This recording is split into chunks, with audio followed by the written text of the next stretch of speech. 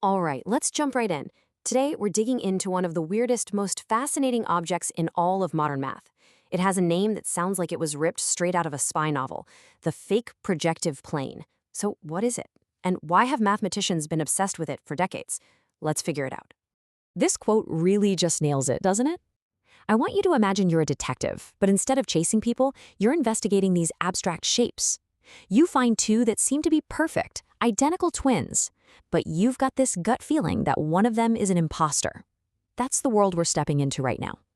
So, yeah, think of this as a kind of mathematical detective story. Our mission? To get to the bottom of one of these imposters, to finally unmask a shape that's been fooling some of our best and most trusted tools of identification. Okay, so right off the bat, we need to get something straight.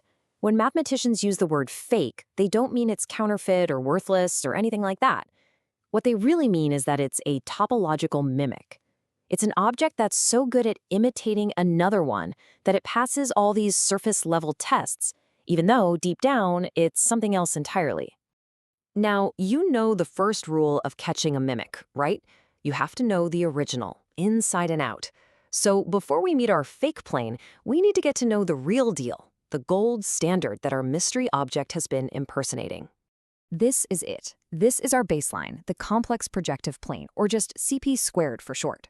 In the world of algebraic geometry, this thing is like a foundational building block. It's well-behaved, it's been studied to death, it's the reference point we measure everything else against.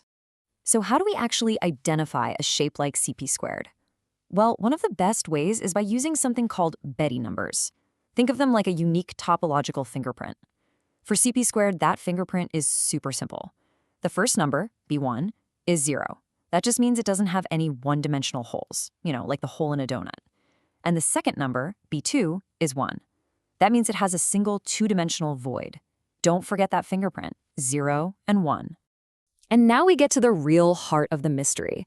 We've got our gold standard, CP squared, with its unique fingerprint.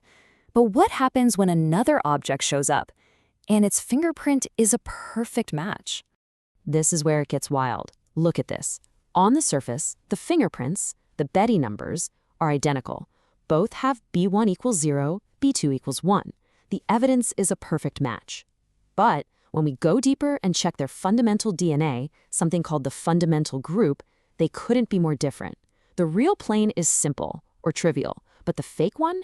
Its structure is described as non-abelian and infinite. It's just radically different. They're twins on the surface, but total strangers underneath. You have to understand, for the longest time, an object like this was basically a myth. It was a mathematical ghost story. Mathematicians had this hunch that fake planes could exist, but no one had ever actually found one.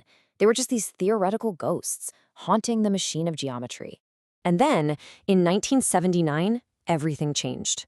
In what was just a monumental achievement, the mathematician David Mumford, using this incredibly powerful tool called periodic geometry, actually managed to construct the very first example of a fake projective plane. He proved it wasn't a myth. The ghost was real. So as soon as Mumford proved that at least one of these things existed, you know what happened next, right? A brand new question just electrified the entire field. How many of these imposters are actually out there? Is it just one? A handful? Maybe infinitely many? The hunt was officially on. This turned into one of the great classification problems of its time. I mean, decades of research, powered by new theories and massive computational power, all dedicated to answering this one simple-sounding question. So, what was the final answer? 50. That's it. After all that searching, the final, definitive answer is 50. And that's just a shocking number, isn't it? It's not some infinite family, not an estimate. It's exactly 50 distinct types of fake projective planes. Not 49, not 51, just 50. It's such a beautifully finite answer to a completely wild and abstract question. And the credit for finally closing this decades-long case? That goes to two mathematicians, Donald Cartwright and Tim Steger. Their work was this incredible combination of deep theory and sheer computational muscle, which let them track down and classify every single one of these 50 elusive surfaces. They completed the list. The mystery was solved. You know, the story of the fake projective plane is just a perfect example of how mathematical discovery works. It's a journey that takes you from a theoretical ghost all the way to a completely understood family of objects.